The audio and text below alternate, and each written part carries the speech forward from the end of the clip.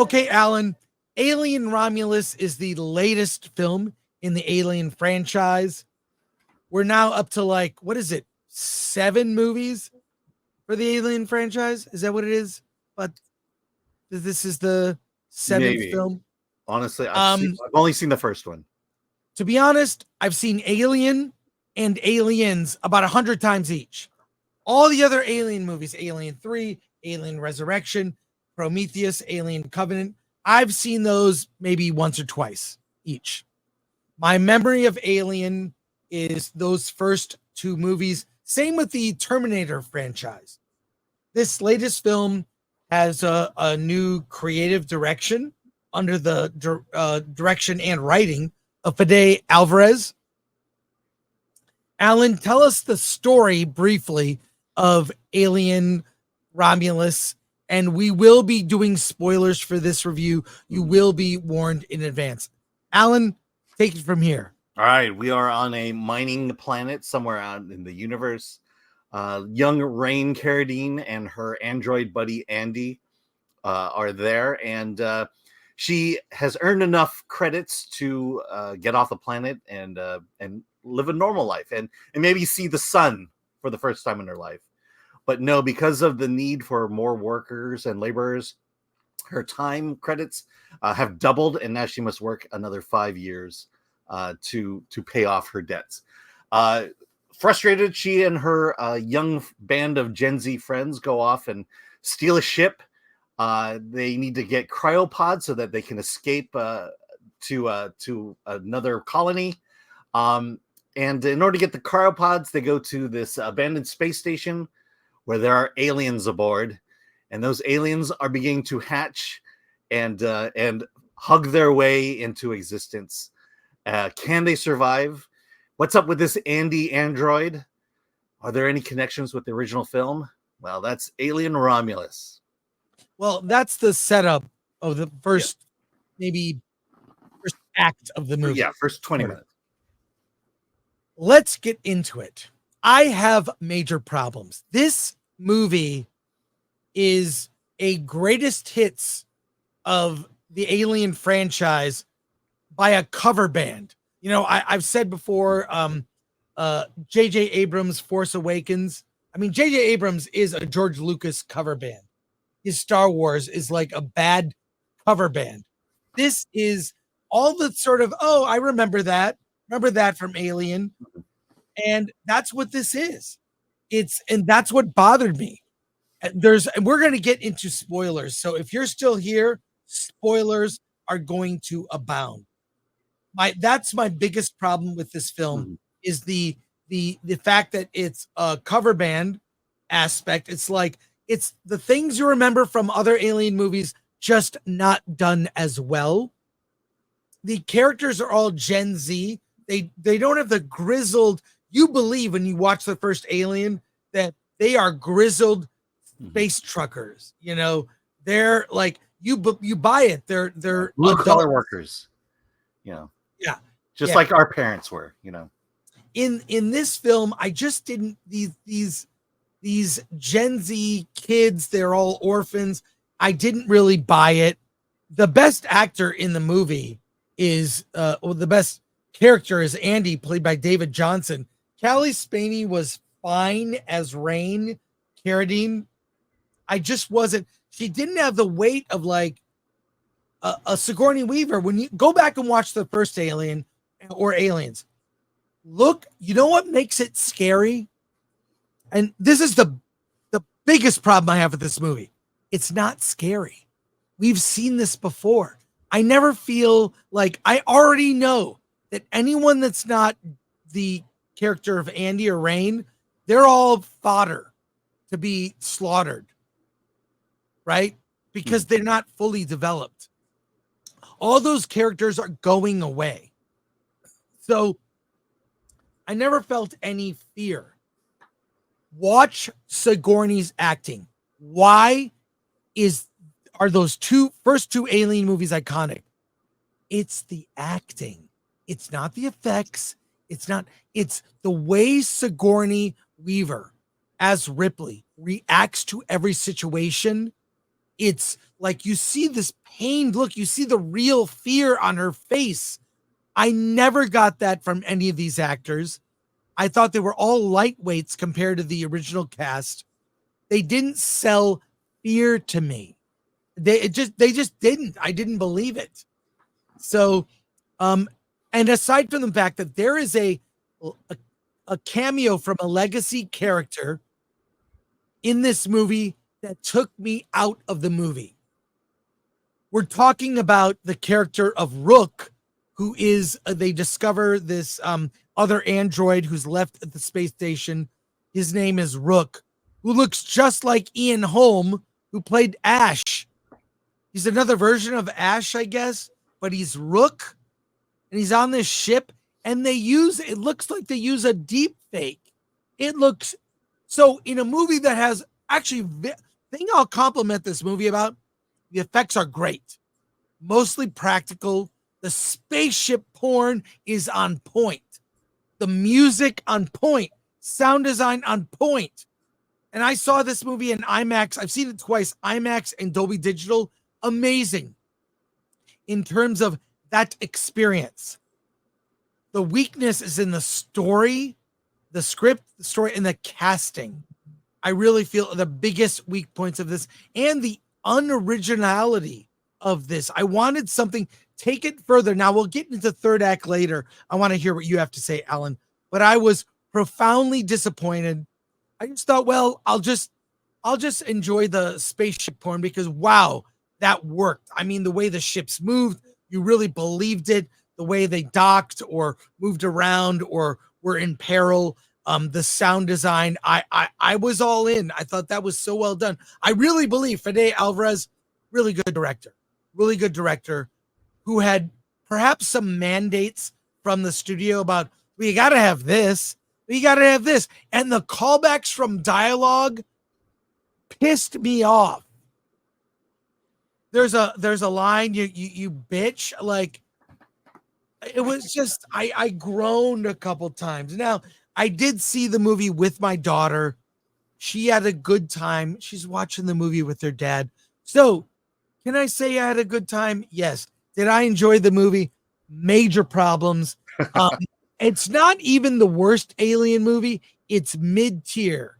It's serviceable. So, I already did my non-spoiler review. I gave it a 4, maybe a 4.5 on second viewing. Like, oh, some things I like. I still can't recommend it. And we are not going to be talking about this a month from now or a year from now when they make another Alien movie after we forget this Alien movie. So we'll get deeper into the spoilers. Alan, I got to hear your thoughts because you are not a big horror fan. Yeah. So, I mean, it sounds like it's no longer the worst of the Alien movies. It moved up a notch or two. It's mid. Mid. It is the 7th installment. Yes. Okay. So I've seen Alien once, and that was 2 years ago because we were doing a video about it, which you can look up on the channel.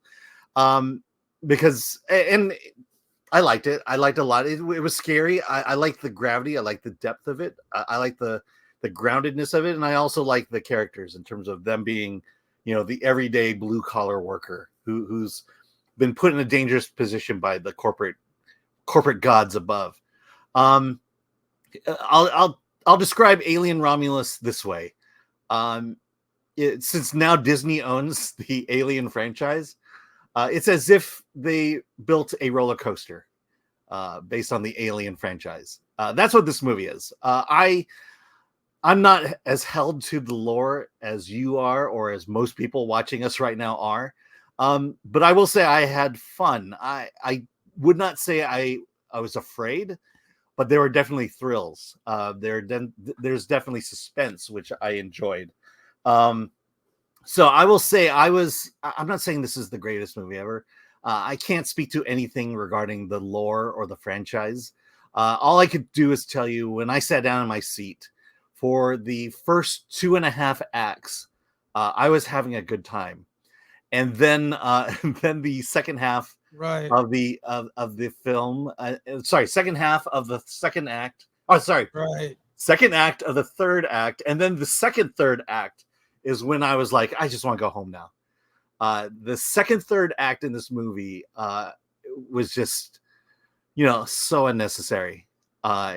Which is why I'm going to call it the second, third act, because you could literally cut it out and still There was have like a a great movie. third act. It had like 2, 3 third acts. Yeah. It just kept like, And is it over? going, Is it over? right. And going back to that article we read, to me where the wheels fell off was when it went CG. Because up until then I was buying into it. There are other things that bothered me, which we'll get into spoilers, but I would say I would give it a bare recommendation. I would also say I understand for people who are hardcore into the Alien franchise. I understand why you will not like this movie, and I get it. But in terms of someone who just bought a ticket and wanted to have a good time at a movie, I had a good time. I think this, it's like getting Shakespeare light. You can get all your friends to go see this movie, have a good time, and then afterwards you say, but hey, have you seen the real Shakespeare, or have you seen the real Alien? And then go back and see it. But this is, like I said, this is a roller coaster version of the original. Well, the thing with Ash, that was the thing that bugged me the most. So let me ask you this: was Ian Holm actually doing it, or was it a deep fake? It seemed like they AI'd his voice, and it was definitely a deep fake CG effect. So he wasn't involved in the movie. It took me out of the movie. It really did. It way took me out of it. It's a distractingly bad in a movie that had lots of really good effects, So Ian Holm passed away in 2020. Mm-hmm. So they obviously went to his family, and this is a bad precedent. Are we going to get actors that look like? Are we going to cast actors that were dead in new movies? Like, they're already doing it. They're doing that with James Dean. I don't know how far it's gotten, but there's a lawsuit that erupted from Crispin Glover. He was not in Back to the Future 2 and 3. Mm-hmm. They found an actor that looked like him and then put makeup on him, turned him upside down, and he's in Back to the Future 2, but it's not Crispin Glover. Mm-hmm. That's the biggest failing of nearly perfect films. Back to the Future 2 and 3 should have had Crispin Glover. Yeah, well, but if you can now do this, why not just bring Sigourney Weaver back for some reason? I think it sets a bad precedent. I don't think this movie was scary because we've seen it before. We already know what's going to happen. Yeah. Any fear or trepidation comes from, well, I know what facehuggers do. And what the hell is the incubation period on an alien now? It's 5 minutes. Like, it felt the right amount of time in the first Alien. They've accelerated this where an alien can incubate in your body in 15 minutes. Yeah. And then you can give birth to a hybrid human alien xenomorph that will grow to full adult size in 5 minutes. Yeah, let's not forget that. Let's talk about that. Yeah, let's not forget that there's a literal timer in this movie. And this timer goes down, and so how long an incubation period takes because there's a timer involved. Right. And without getting into spoilers, but it's less than 15 minutes. Well, I mean, get into spoilers. We're in the spoiler territory now. Okay, so we're clearly establishing we're going spoilers right now. Yeah, I know we've been doing it. Look, the thing is this, at the end of the day, this is the corporate mandated alien movie. That's what this is, made by a very talented director who I believe the director did his job. This is the movie you want me to make. I made it. And he had good intentions. I love the at least the practical effects they used. I love the spaceship. The spaceships, I bought it. Because most movies you see that have spaceships, it's like, oh, it went from here to there. It went from there to here. Who cares? He really built it up that it was the rings around the planet that worked. The monstrosity of the Romulus Remus space station that worked. They got into a little bit of lore with the scientists about that. Why are they studying the aliens? Well, it's because man is very fragile. Man is fragile. So how do you make man less fragile? Is you alter the DNA to make a version of man that can survive the elements on other planets. So that was really interesting. But that was very brief, represented by the dumb CG deepfake of Ash, played by Ian Holm, resurrected with software. And it didn't sell it to me. The bucket is better than the movie in the end. So it still is a pass review, under a 5 for me, and not the worst Alien movie, because so many other parts of it really worked. Mm-hmm. The one thing I'll give it to, I was never bored. It's slow in the beginning, but I'm interested. Right. So that's why I give it a more positive review. I mean, it's not like I was disengaged. The Ash thing, I didn't bother me because I'm just not held tightly to the lore like that, or I'm not that big a fan of the franchise. But I will say it just went off the rails okay, so now we're going to spoilers. Yeah, let's get to the last third of the film. The third act. So in the first third act, there's a part where they're climbing up an elevator shaft, and then the acid is there from the aliens. I thought it was interesting that they used the anti-grav portion of. They turned off gravity in order to win. I thought that was interesting, but then it really got CG heavy, and it's noticeable. That's the problem with CG, is we are attuned to notice what's CG and what's actually real. Yes. And then they go into this final alien, this new alien, and I'm like, this is a movie should build up to something, and it built up to this humanoid alien xenomorph, and it looked horrible. It didn't look scary. It just stood out. It pulled you out of the movie, and it was just like, this is not the right direction you want to take this thing.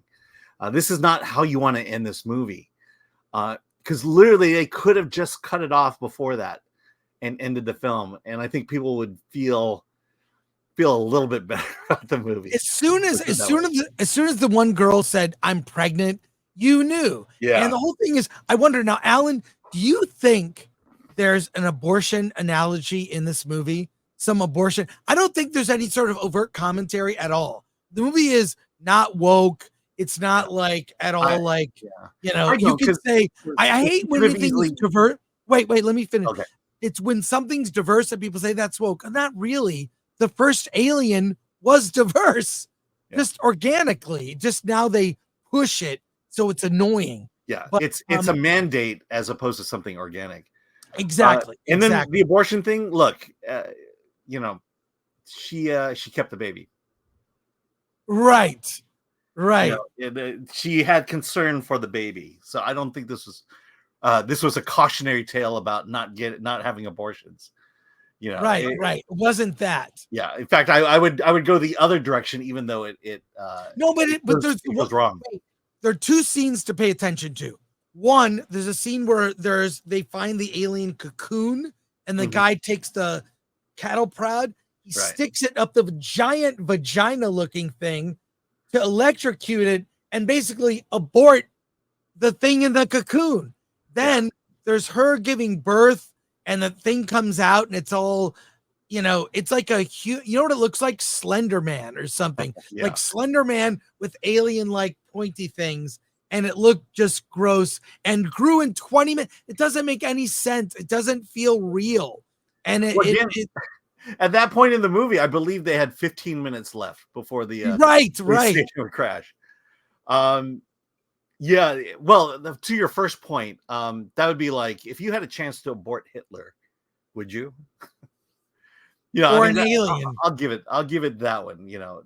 Here's the funny thing. So, the overall theme of what got all these people in trouble, what got most of the crew dead, it was this attitude of, hey, we need to go back for our friend, because they had just left everyone behind and got on the ship and got out, they would have things would at least turned out better for two or three of the characters in the movie. Andy the android was the smartest one.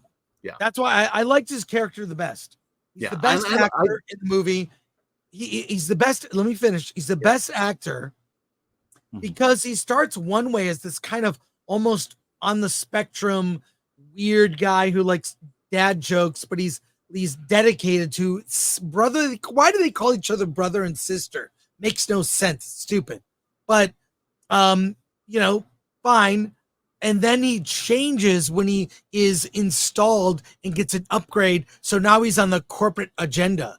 He'll still save them, but his whole thing is he leaves the pregnant girl behind the door and says, no, because if I open the door, we all die. If I don't open the door and leave you behind, only one of us dies. Right. So he's just sticking with logic. Yeah. So also they could have ended things early by killing Navarro, who had the face hugger going. But it was this is the thing is, there is some nobility to the idea of go back for your friends, leave no one behind. But in this case, in this movie, doing that actually caused more harm than anything. And I just want to finish by saying, that's a noble that's a noble attribute to have, but to have a film say, no, that's actually the wrong thing to do, feels like it's, it goes to my conspiracy theories of, these ideals, these values that we have as human beings to support one another, to have friendships, to support our friends. It feels like this is kind of a subtle twist on that, saying maybe you don't want to do that. Well, look, my two biggest complaints, not scary and the greatest hits, and they repeat all these moments and do them worse. So there's two I'll point out in the end. When she is like, the human alien hybrid is after her, and she goes into the locker and puts on the spacesuit, right? But in the least sexy way possible. Michael Seagraff says I'm sick of actresses with zero sexuality. She was not sexy. Sigourney Weaver was sexy, no bra in a tank top, and this tight underwear, sexy, subtle and sexy. I don't need full nudity. Right. Fine, sci-fi. Give me sexy at least. So they repeated that. Wait, one more at the end when she does the diary into the recorder. That's right out of, it's the same thing as the end of Alien. Like, so the repeating moments just not as well and not scary. I'm sorry. I'm out. Well, let me talk about the sexiness. This is a trend. Okay. I'm gonna call it here. This is a trend going on. But there seems to be a trend to make Asian women ugly in movies. Yeah. We have Navarro here, and that's the other thing is there's an Asian actress with the last name Navarro, and if we talk about another movie on the list, the same thing happens here. But to not give an Asian name, and then to shave her head and not make her look sexy at all, compared to the other two women in the movie. I think last week we talked about there's a movie I can't even remember her name, but there was an Asian in the movie, and I asked you, did they uglify her? And you said yes. Jessica Henwick, that was it. Because she's a beautiful woman, but they put her in all these movies and they uglify her. They don't make her look attractive at all, or alluring at all. And they do the same thing here. The other complaint I have is this crew of Gen Z misfits. They don't look like they could actually have done the things and survived as far as they had in this movie. To me, this crew looked like they should have been killed way earlier in the movie. And that goes to the point of, strong people should look strong. Athletic people should look athletic. That's not this crew. And it just seems like, okay, we're just going to hire pretty people except for the Asian, and then give him, make him look heroic and make him look athletic. They do a lot of running, they do a lot of jumping, they do a lot of fighting, and I just, deep down, it's like, could they really do this in real life? All right, final thoughts, Alan, before we go to chat comments. Okay, so despite all my complaints there, this is not a horror film, it's a thriller. It's a roller coaster ride. It's like Twister. You're there, moves you from one scene to the next with the thrills and turns that you want. And so I'll give it a bare recommendation for that. Well, I'm a fan of Alien and Aliens. The other films are almost dismissible, and this is another dismissible mid-Alien movie. The best part about it is that we got some amazing buckets. Maybe I'll collect them all.